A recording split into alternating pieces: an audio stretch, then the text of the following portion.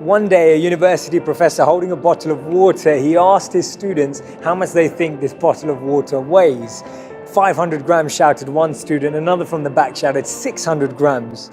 The professor looked at them and said, actually, until we weigh the bottle, we wouldn't know.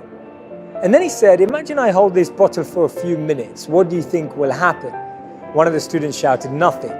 He said, what if I hold it for a bit longer? Let's say I hold this bottle for, let's say, a few hours. And they'd said, well, your arm would start to hurt. And he said, what if I held this bottle for 24 hours? And one of the students said, your arm would practically be paralyzed or in extreme pain. The professor then said, notice that the weight of the bottle didn't change during that time at all. The only thing that changed was how long you were holding it.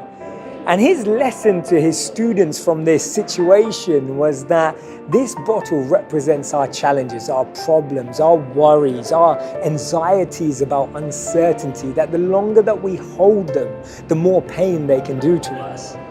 One of the most moving and powerful quotes I've ever heard is from Nelson Mandela, where he said that when I was walking out the door toward the gate that would lead to my freedom, I knew that if I didn't leave behind my bitterness and hatred, I'd still be in prison.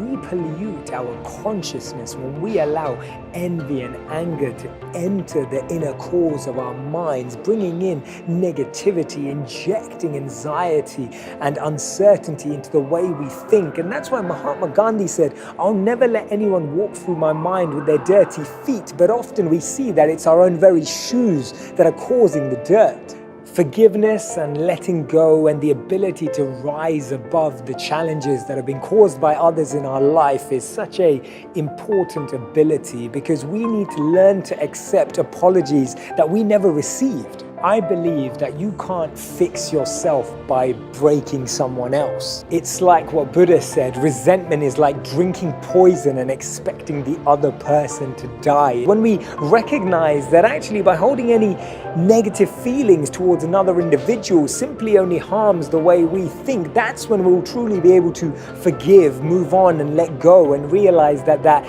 internal healing is what lets us take care of the external circumstances. And this is not easy at all, because we've all been caused pain, sometimes to extreme lengths. Sometimes our hearts have been broken. Sometimes our trust has been misused. Sometimes we've been exploited. Sometimes our loyalty has been tested. And that's why forgiveness doesn't excuse the behavior, but it prevents the behavior from negatively affecting us. And our ego wants us to put others in their place, but we should try to put ourselves in their place.